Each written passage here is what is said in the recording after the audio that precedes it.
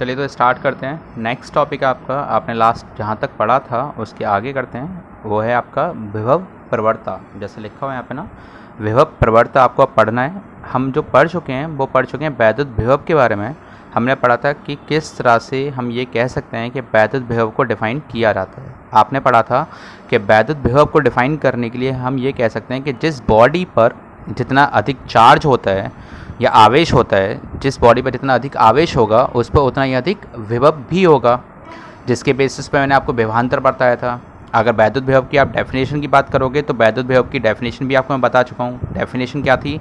Definition ये थी कि जब भी किसी भी आवेश को किसी दूसरे आवेश के वैद्युत क्षेत्र में लाने के लिए वैद्युत बल के विरुद्ध जो कार्य करना पड़ता है, उस कार्य तथा परीक्षण आवेश के अनुपात को उस बिंदु पर वैद्युत विभव कहते हैं। हम पढ़ चुके हैं ये चीज़, है ना। तो वैद्युत विभव जो आप पढ़ के आए हो वो आप ऑलरेडी अच्छे से समझ चुके हो। अब उसी वैद्युत विभव के बेसिस पर कुछ आगे टॉपिक आते हैं, जिसमें आपका नेक्स्ट टॉपिक होगा वैद्युत विभव प्रवणता, या उसे हम विभव प्रवणता भी कह सकते हैं। ठीक है, तो प्रवणता का सेंस अगर आपको पता हो तो इसको हम इंग्लिश में कहते हैं स्लोप।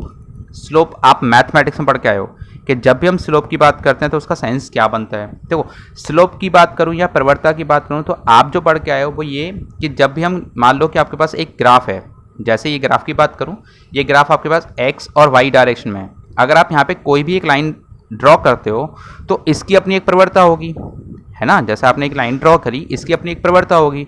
प्रवणता कैसे लिखी जाएगी? dy/dx करके। जैसे मैं बोलूँ कि मुझे इस लाइन का स्लोप पता करना है, स्लोप मतलब प्रवणता पता करनी है, तो कैसे लिखते हैं?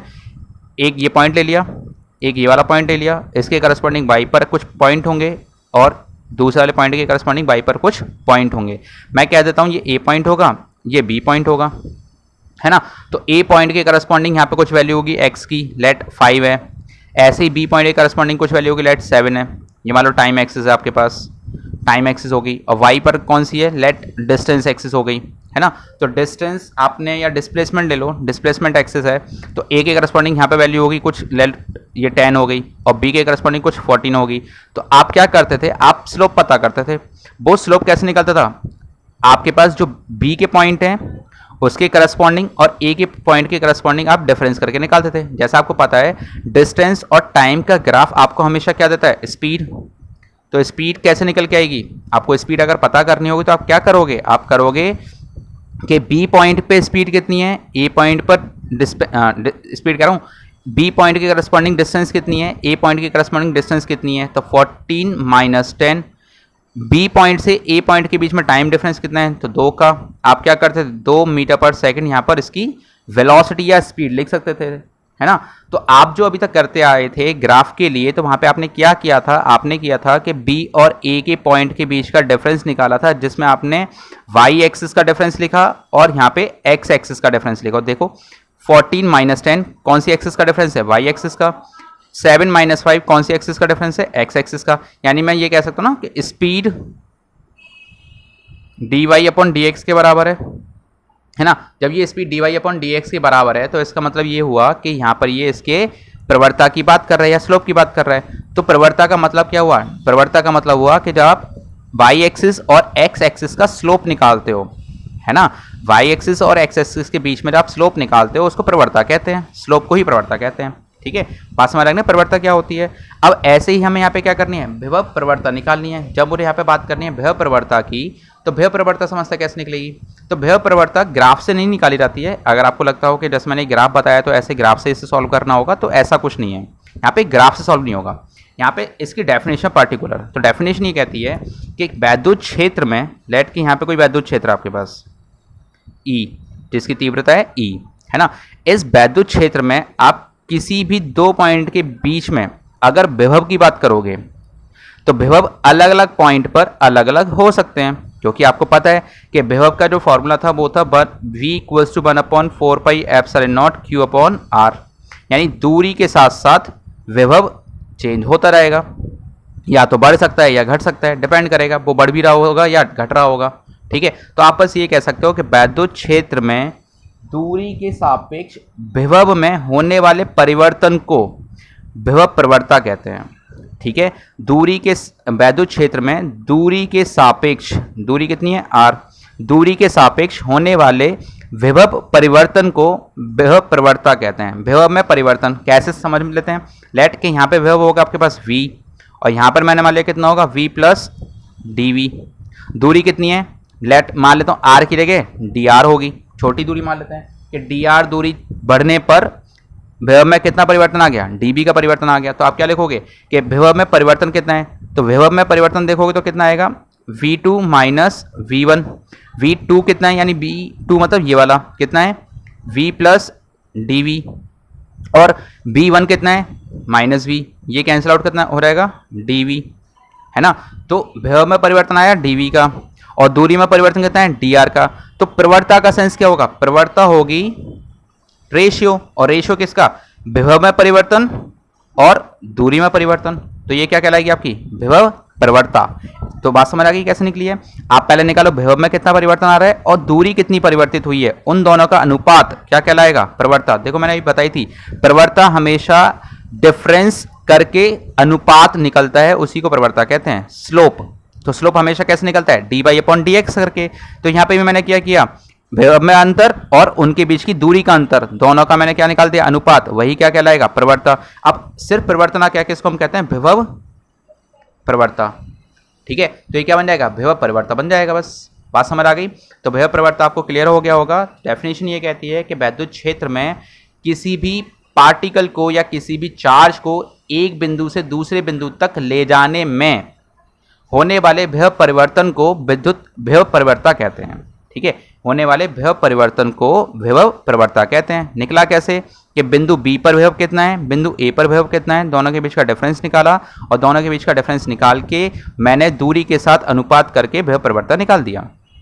ठीक है, नेक्स्ट हेडिंग आपकी विभव प्रवणता और वैद्युत क्षेत्र में संबंध क्या होगा। तो आपको अब क्या करना है, E और dB/dr के बीच में संबंध स्थापित करना है कि वो संबंध होगा क्या। ठीक है, बात समझ आ गई। तो E और dB/dr के बीच में आपको संबंध स्थापित करना है। तो देखो उसके लिए हम करेंगे क्या, तो उसके लिए हम जो प्रोसेस करने वाले हैं वो पहले समझो कि कैसे वो निकाला जाएगा। ठीक है, अच्छा एक चीज़ और कि अगर मैं बोलूँ कि आपको विभव प्रवणता की यूनिट बतानी हो और डायमेंशन बतानी हो, ये एक पॉइंट और है जो आपको पता होना चाहिए। जैसा बोलूँ कि विभव प्रवणता क्या था dB/dr, विभव की यूनिट क्या होती है वोल्ट, दूरी की क्या होगी मीटर, तो क्या आ गई विभव प्रवणता की यूनिट होगी वोल्ट पर मीटर। क्लियर हुआ, वोल्ट पर मीटर विभव प्रवणता की यूनिट होगी। अगर डायमेंशन की बात की जाए तो वोल्ट की डायमेंशन आपको याद होनी चाहिए, अगर नहीं भी याद है तो आप निकाल सकते हो। कैसे, आपको बता चुका हूँ V बराबर होता है W/Q, है ना, ये आपने पढ़ा है। V इक्वल्स टू क्या होता है W/Q। W बराबर हो गया कार्य, और कार्य की यूनिट क्या होती है, कार्य की यूनिट होती है डायमेंशन होती है ml/t-2। ठीक है, तो ml/t-2 हो गई कार्य की डायमेंशन, और आवेश की डायमेंशन क्या होती है AT। इन दोनों को ऊपर ले जाओगे तो किसकी आ रहेगी, विभव की आ रहेगी। अब इस विभव की यूनिट को डायमेंशन को यहाँ रख दो इस फॉर्मूले के लिए, तो क्या आएगा ml/t-2, A को ऊपर लेके जाओगे और T को ऊपर लेके जाओगे तो यार T-3, 2 की जगह कर देते हैं 3 और A हो जाएगा -1। और नीचे क्या लिखा हुआ है मीटर, मीटर का मतलब L, तो L से L कैंसिल आउट हो गया, तो क्या बचेगी डायमेंशन बची आपके पास ml/t-3A-1। बात समझ आ गई। तो डायमेंशन आपको क्लियर होगी। तो डायमेंशन आप अच्छे से ध्यान रखो कैसे निकलती है। तो डायमेंशन आई आपके पास ml/t-3A-1। क्लियर, चलो अब आते हैं इसी अपने वाले टॉपिक पे। तो इसमें हमें विभव प्रवणता यानी dB/dr और E के बीच में संबंध स्थापित करना था। तो वो संबंध कैसे स्थापित होगा हम उसकी बात करते हैं। ठीक है, तो उसके लिए मैं क्या करता हूँ, मैं ये करता हूँ कि वैद्युत क्षेत्र की बात चली रही है, तो पहले मैं मान लेता हूँ कि मेरे पास किसी आवेश की वजह से मेरे पास एक समान वैद्युत क्षेत्र है। अच्छा देखो, एक समान वैद्युत क्षेत्र तभी हो सकता है जब उनके बीच की दूरियां कैसी हों, बराबर। अगर उनके बीच की दूरियां बराबर नहीं होंगी तो वो कभी भी एक समान वैद्युत क्षेत्र नहीं कहलाएगा। तो मैंने मान लिया कि मेरे पास एक समान वैद्युत क्षेत्र है जो किसी एक आवेश की वजह से हो सकता है। इसमें मैंने मान लिया कि मेरे पास कोई एक पॉइंट A है और एक कोई पॉइंट B है। ठीक है, मैं मान के चलता हूँ कि मेरे पास एक पॉइंट A है और एक पॉइंट B है, और मेरे पास यहाँ पर कोई परीक्षण आवेश रखा है B बिंदु पर, Q0 रखा है इस बिंदु पर।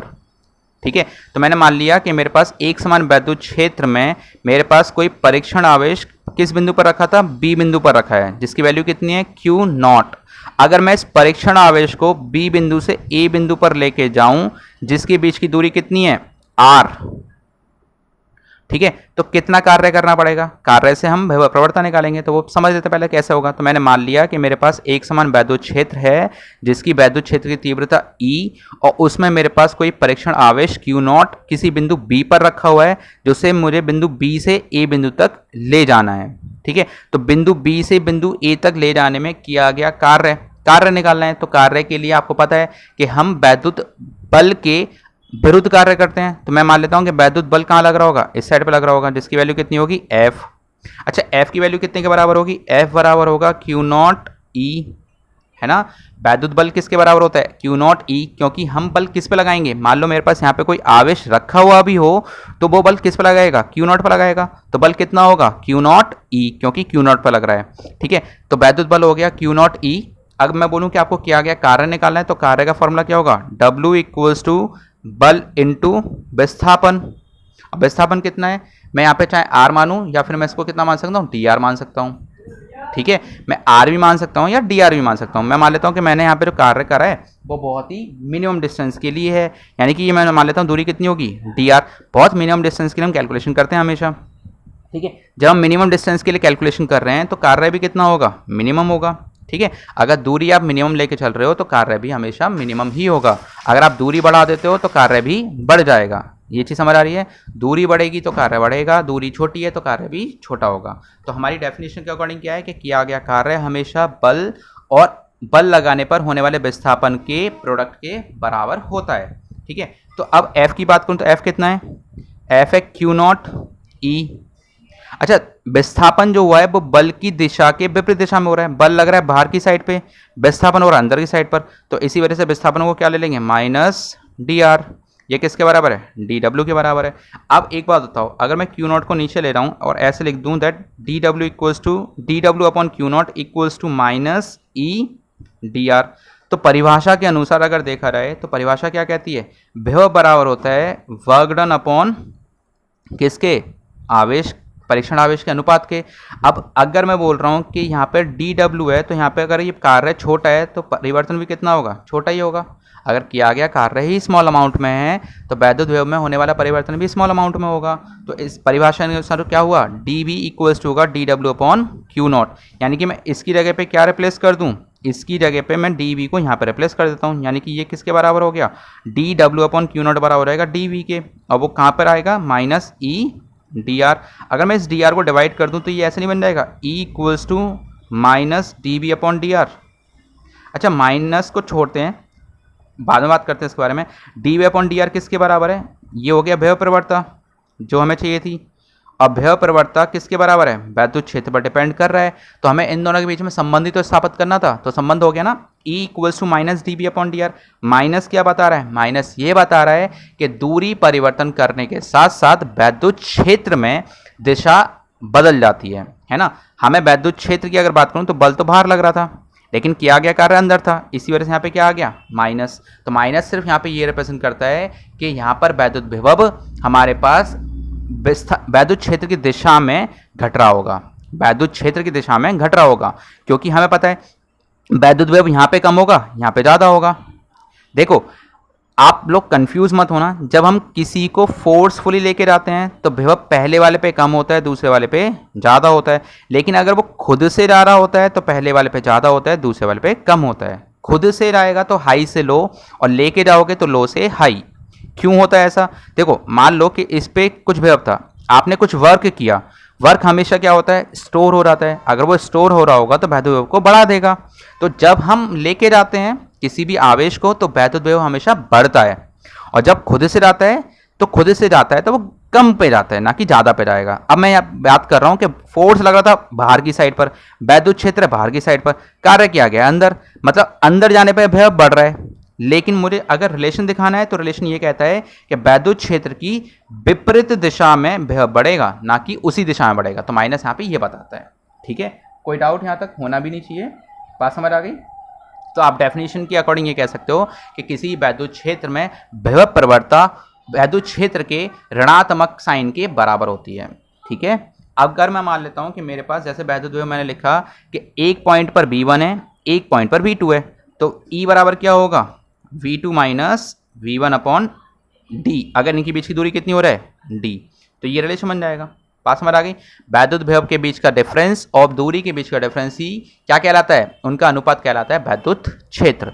बात क्लियर हुई, होनी भी चाहिए, अच्छे से क्लियर होना चाहिए। ठीक है, चलो अब आगे करते हैं। नेक्स्ट टॉपिक है आपका समविभव पृष्ठ। ठीक है, अब नेक्स्ट टॉपिक आपका समविभव पृष्ठ, जिसकी हमें बात करनी है और इसको अच्छे से आपको क्लियर भी रखना है, क्योंकि इस टॉपिक के ऊपर आपको काफ़ी कुछ समझ में आना चाहिए, क्योंकि आगे जाके इसके ऊपर आपको न्यूमेरिकल भी करने हैं। ठीक है, तो समविभव पृष्ठ क्या होता है उसकी बात करते हैं। देखो, कोई भी ऐसा पृष्ठ जिस पर विभव हर पॉइंट पर समान हो उसी को क्या बोलेंगे, समविभव पृष्ठ। जैसे मान लेता हूं कि मेरे पास एक ये कोई पृष्ठ है, ठीक है, इस पृष्ठ पे अगर बात करूं तो इस पॉइंट पर, इस पॉइंट पर या इस पॉइंट पर या कॉर्नर्स में भी पोटेंशियल या विभव हर पॉइंट पर समान होता है, तब उसे क्या बोलेंगे, समविभव पृष्ठ। यानी कि जैसे मान लो ये पेज है, इस कॉपी की अगर बात करूं, ये पेज है, इसके हर पॉइंट पर अगर विभव हर पॉइंट पर समान रहता है तो ये पेज भी क्या कहलाएगा आपका, ये पृष्ठ भी आपका कहलाएगा समविभव पृष्ठ। ठीक है, तो कोई भी ऐसा पृष्ठ जिसके प्रत्येक बिंदु पर विभव समान रहता है तो उस पृष्ठ को समविभव पृष्ठ कहते हैं। बात क्लियर है। अच्छा एक बात बताओ, अगर विभव समान है तो क्या आवेश समान नहीं होंगे, यानी कि Q1 यहाँ पर है और Q2 यहाँ पर है, तो क्या Q1 Q2 बराबर नहीं होंगे, तो बराबर ही होंगे। तो डेफिनेशन के अकॉर्डिंग ये भी ध्यान रखना कि अगर समविभव पृष्ठ की बात की जाए तो समविभव पृष्ठ के प्रत्येक बिंदु पर विभव तो समान रहता है, साथ ही साथ आवेश भी समान रहते हैं। क्लियर, चलो तो समविभव पृष्ठ आपको समझ में आ गया होगा। आगे बढ़ते हैं, वो ये कि हमारे पास समविभव पृष्ठ के गुण क्या हैं। ठीक है, अच्छा गुण से पहले अगर मैं एक और सी बात करूं, जैसे विभव की बात करो, समविभव, अगर मैं बोलूं आवेश समान था तो विभवांतर क्या होगा, विभवांतर मतलब विभव में अंतर, एक पॉइंट ये, एक पॉइंट ये, इनके बीच में विभव अंतर कितना होगा, विभव अंतर कितना होगा। आवेश समान है, विभव समान है, तो विभवांतर कितना होगा, शून्य। विभवांतर क्या होता है, V2 माइनस V1 या V1 माइनस V2। अगर V2 V1 के बराबर ही है तो कैंसिल नहीं हो रहेगा, तो कितना कर देगा, 0 कर देगा। तो इसका मतलब क्या है कि विभवांतर हमेशा शून्य होता है। नेक्स्ट समविभव पृष्ठ के गुण। तो देखो सबसे पहला गुण जो है वो सबसे ज़्यादा इंपॉर्टेंट है। ठीक है, सबसे ज़्यादा इंपॉर्टेंट होने का मतलब ये है कि अगर मैं बात करूं कि मेरे पास कोई समविभव पृष्ठ है, लेट ये वाला पृष्ठ है, ठीक है, अगर बोलूं मेरे पास ये पृष्ठ है जिसके ऊपर मेरे पास कोई दो पॉइंट हैं, एक ए पॉइंट है, एक बी पॉइंट है ना। मैंने क्या किया, मैंने एक पृष्ठ बनाया, उसके ऊपर मैंने दो पॉइंट लिए ए और बी। अगर मैं बात कर रहा हूँ कि इस पॉइंट पर एक विभव होगा दैट V1, बी पॉइंट में मैंने मान लिया विभव होगा V2। अगर ये समविभव पृष्ठ है तो क्या V1 बराबर V2 नहीं होगा, होगा। अभी मैंने ऊपर बताया कि विभवांतर 0 है तो विभव बराबर होगा। अगर विभव बराबर है तो अब एक बात बताओ, पहली प्रॉपर्टी ये कहती है कि समविभव पृष्ठ पर किसी भी बिंदु आवेश को एक बिंदु से दूसरे बिंदु तक ले जाने में किया गया कार्य शून्य होता है। पहली प्रॉपर्टी ये कहती है, यानी किया गया कार्य शून्य होता है, मुझे ये बताना है। तो कैसे होगा, देखो विभव बराबर होता है किया गया कार्य बटे परीक्षण आवेश या जिस आवेश को हम लेकर आ रहे हैं। ठीक है, अगर मैं बोलूं कार्य निकालना है तो मैं क्या करता हूं कि एक बिंदु से दूसरे बिंदु की बात करें तो उनके बीच में विभव में अंतर होगा और क्या गया कार्य में भी अंतर होगा। अब अगर मैं बात करूं कि विभव में जो अंतर है वो लिखा रहेगा ऐसे, V2 minus V1 equals to DW upon Q0। अगर दोनों ही विभव बराबर हैं तो ये कैंसिल हो रहेंगे, कितना हो रहेगा, 0, है ना। तो DW अपॉन Q0 किसके बराबर हुआ, 0 के बराबर हुआ। इस Q0 को 0 के पास भेज दो, तो एक बात बताओ DW कितने के बराबर आएगा, 0 के बराबर आ गया, यानी कि किए गए कार्य में कोई अंतर है ही नहीं, तो कार्य किया गया होगा, बिल्कुल नहीं किया गया होगा। इसका मतलब क्या है कि किया गया कार्य हमेशा शून्य रहता है। तो पहली प्रॉपर्टी क्लियर हो गई। पहली प्रॉपर्टी ये कहती है कि किसी भी समविभव पृष्ठ पर किसी भी परीक्षण आवेश को एक बिंदु से दूसरे बिंदु तक ले जाने में किया गया कार्य हमेशा शून्य रहता है। क्लियर पहली प्रॉपर्टी। दूसरी प्रॉपर्टी की बात करते हैं। देखो दूसरी प्रॉपर्टी ये कहती है कि किसी, मान लो कि मेरे पास ये समविभव पृष्ठ है, ठीक है, इस समविभव पृष्ठ पर अगर मैं कोई अभिलंब, आपको मैं पहले ही बता चुका हूं कि लंबवत और अभिलंब में क्या डिफरेंस होता है, बताया था ना कि अगर किसी भी लाइन पर एक लाइन जो कि 90 डिग्री पर ड्रॉ की जाए तो ये कहलाते हैं लंबवत। लेकिन अगर किसी भी पृष्ठ पर कोई भी लाइन आपने ड्रॉ की है जो कि 90 डिग्री का एंगल बनाती हो तो ये क्या कहलाती है, अभिलंब। ठीक है, अगर आपने एक लाइन पे दूसरी लाइन बनाई है जो कि कितने एंगल पर है, 90 डिग्री पर है, तो ये कहलाता है लंबवत। और अगर आपने किसी पृष्ठ पर एक लाइन खींची है जो कि 90 डिग्री के एंगल पर है, वो कहलाती है अभिलंबवत। ठीक है, तो सेकंड प्रॉपर्टी ये कहती है कि किसी भी पृष्ठ के अभिलंबवत, अभिलंबवत मतलब उसके पृष्ठ के परपेंडिकुलर, यानी कि ये पृष्ठ है, अगर मैं इस पृष्ठ की ऐसे लाइन ड्रॉ कर दूं, जैसे पेन खड़ा हुआ है ना, जैसे ये पेन खड़ा हुआ है, अगर मैं ऐसे ही लाइन ड्रॉ कर दूं तो ये कितने का एंगल बना रहा होगा, 90 डिग्री का बना रहा होगा। तो ये पृष्ठ का क्या कहलाएगा, ये इस पृष्ठ का कहलाएगा अभिलंबवत। ठीक है, तो प्रॉपर्टी ये कहती है कि किसी भी पृष्ठ के अभिलंबवत खींची गई रेखा वो उस पृष्ठ के वैद्युत क्षेत्र को निरूपित करती है या प्रदर्शित करती है। बात समझ आई, यानी किसी भी संभव पृष्ठ के अभिलंबवत खींची गई कोई भी रेखा उस पृष्ठ पर वैद्युत क्षेत्र को रिप्रेजेंट करती है। ठीक है, तीसरी प्रॉपर्टी क्या कहती है, तीसरी प्रॉपर्टी ये कहती है कि कभी भी कोई भी दो संभव पृष्ठ एक दूसरे को लंबवत कट नहीं कर सकते। ठीक है, तो तीसरी प्रॉपर्टी कहती है कि कोई भी दो संभव पृष्ठ एक दूसरे को किसी भी पॉइंट पर कट नहीं कर सकते। ठीक है, बात समझ आई। अगर मान लो कि वो एक दूसरे को कट करते भी हैं, लेट कि एक पृष्ठ ही है, एक पृष्ठ ही है, दोनों एक दूसरे को कट कर रहे हैं। ठीक है, अगर दोनों एक दूसरे को कट करते हैं और कट करने पे मान लो कि जहां पे ये कट कर रहे थे वहीं पर अगर मैं नॉर्मल ड्रॉ करूं, एक तो इस पृष्ठ का यहां से नॉर्मल ड्रॉ किया, एक इस पृष्ठ का यहां से नॉर्मल ड्रॉ किया, दोनों के ही नॉर्मल की डायरेक्शन होगी तो अलग अलग, क्योंकि ये पृष्ठ ऐसे है तो इसका नॉर्मल ये वाला हो जाएगा, ये पृष्ठ ऐसे है तो इसका नॉर्मल ये वाला हो जाएगा। अब दोनों ही पृष्ठ के नॉर्मल या अभिलंबवत क्या रिप्रेजेंट करेंगे, वैद्युत क्षेत्र। और वैद्युत क्षेत्र दोनों पृष्ठ के द्वारा जब निरूपित किए जा रहे होंगे तो अलग अलग डायरेक्शन में होंगे।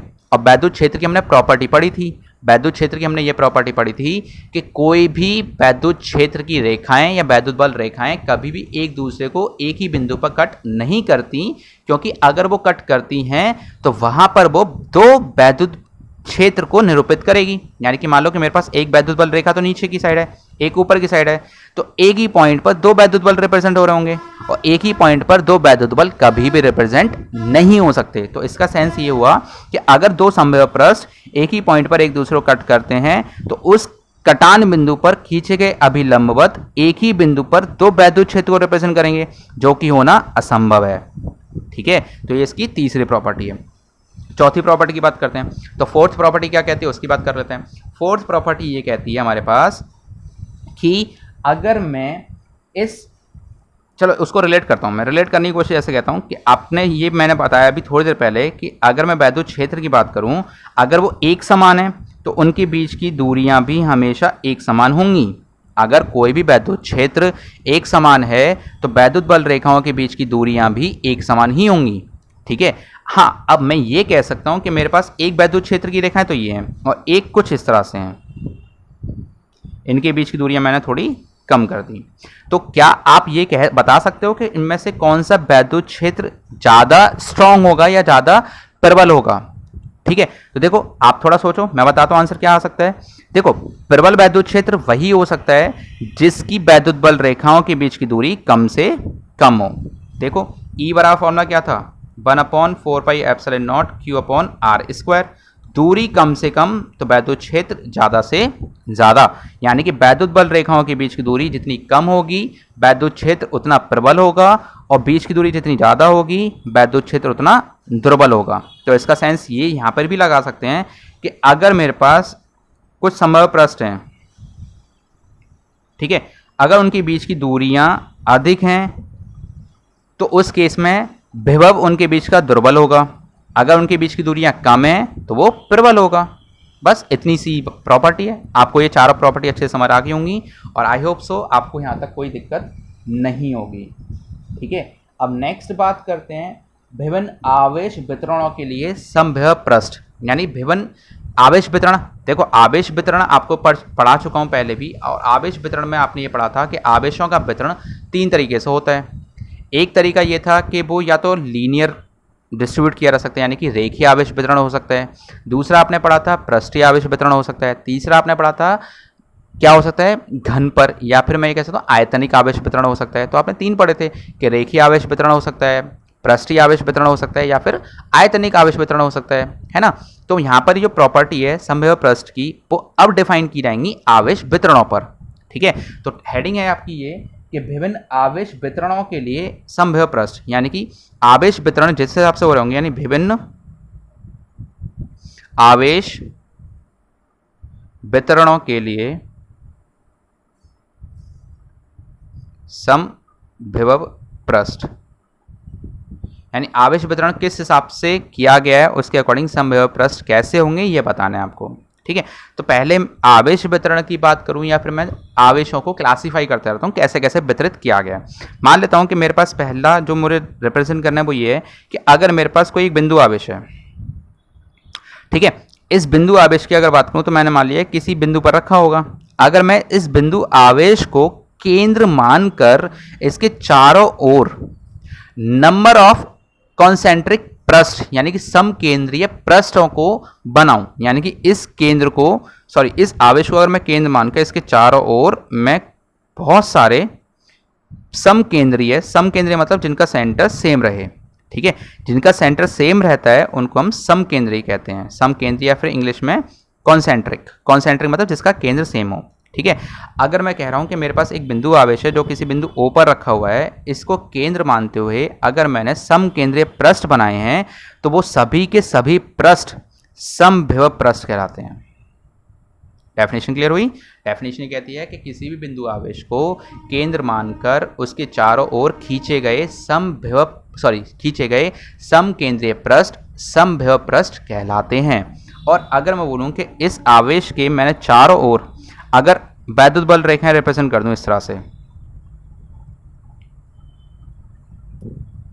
तो ये सभी वैद्युत बल रेखाएं इन पृष्ठों के कैसे होंगी, अभिलंबवत होंगी। जब इन सभी पृष्ठों के अभिलंबवत होंगी तो वो क्या रिप्रेजेंट करेगा, वैद्युत क्षेत्र रिप्रेजेंट करेगा। जैसे हम पढ़ के आए अभी ना थोड़ी देर पहले मैंने क्या बताया कि किसी भी समविभव पृष्ठ के अभिलंबवत खींची गई रेखा उस पृष्ठ पर वैद्युत क्षेत्र को रिप्रेजेंट करती है। तो सेंस क्या हुआ कि किसी भी आवेश को केंद्र मानकर बनाए गए समकेंद्रीय पृष्ठ समविभव पृष्ठ कहलाते हैं, तथा उस बिंदु को केंद्र मानकर अगर मैं रेखाएं चारों ओर रिप्रेजेंट करूं तो वो सभी पृष्ठों की अभिलंबवत होगी। देखो अगर मैं इस डायग्राम को ऐसा बनाऊं तो ये ऐसी तो आ रहा है, ये वाली चीज अगर मैं बनाऊं तो ये ऐसे बन रही है, तो इस पृष्ठ के ये कैसा हो गया, अभिलंबवत हो गया। इसी वजह से क्या रिप्रेजेंट करेगा, वैद्युत क्षेत्र को रिप्रेजेंट करेगा। दूसरी प्रॉपर्टी ये कहती है कि अगर मान लो मेरे पास एक तार है, इस तार पे मैंने आवेश को एक समान रूप से रेखीय आवेश के फॉर्म में वितरित कर दिया। ठीक है, मैं ये कह रहा हूं कि अगर मेरे पास एक तार है, इस तार को मैंने क्या किया, इसके ऊपर आवेश को एक समान रूप से वितरित किया हुआ है। अब इस तार को, जैसे ये तार है, अगर मैं इसको तार के ऊपर आवेश को वितरित करूं और इसे ऐसे घुमा दूं गोल गोल, ठीक है, ऊपर नीचे ऐसे घुमाऊं गोल, तो कुछ ऐसी तो घूमेगा, ये देखो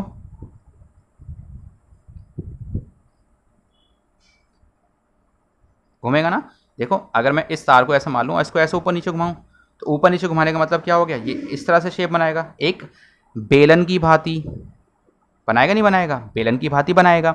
अब अगर मैं बोलूं मैंने जब इस तार को घुमाया, इसके ऊपर आवेश एक समान रूप से वितरित किया गया है, तो क्या घुमाने पर आवेश में कोई परिवर्तन आएगा, तो नहीं आएगा। आवेश पूरे घुमाव में हमेशा सेम रहेगा। अगर सेम रहने वाला है तो इसका मतलब ये पृष्ठ कैसा हो गया, समविभव पृष्ठ बन गया। तो मैं यहाँ पे कह सकता हूँ कि मेरे द्वारा तार को घुमाने पर बनने वाले उस बेलनाकार पृष्ठ को समविभव पृष्ठ कहेंगे। ठीक है, और इसके अगर मैं अभिलंबवत कोई लाइन ड्रॉप कर दूं तो ये क्या बताएगा, वैद्युत क्षेत्र बताएगा। सिंपल। तो आप ये कह सकते हो कि एक समान रूप से वितरित आवेश के तार को घुमाने पर उसके चारों ओर बनने वाले बेलनाकार पृष्ठ को समविभव पृष्ठ भी कहते हैं। ठीक है, तीसरा ये कहता है कि अगर मेरे पास एक द्विध्रुव है, द्विध्रुव का मतलब एक प्लस आवेश और एक माइनस आवेश है। ठीक है, तो आपको पता है कि हम ये पढ़ के आ चुके हैं कि द्विध्रुव में हमारे पास जो वैद्युत बल रेखाएं होती हैं वो एक क्लोज पाथ बनाती हैं। और क्लोज पाथ किस तरह से बनाती हैं, इस तरह से बनाती हैं।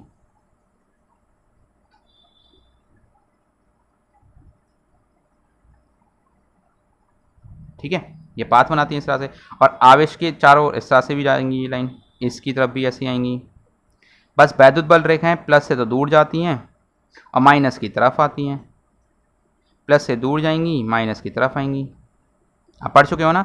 लेकिन वो ये है कि वैद्युत बल रेखाएं तो यहाँ पे ऐसे रिप्रेजेंट कर दी गई हैं, लेकिन अगर इनके चारों ओर पृष्ठ खींचा रहा है तो पृष्ठ की तो बात कर लेते हैं। पृष्ठ का सेंस क्या होगा? पृष्ठ का सेंस ये होगा कि देखो इसके चारों ओर पृष्ठ बनेंगे, इसके भी चारों ओर पृष्ठ बनेंगे, लेकिन वो पृष्ठ की अगर बात की जाए तो यहाँ पर वो समकेंद्रीय नहीं हो सकते। समकेंद्रीय क्यों नहीं हो सकते?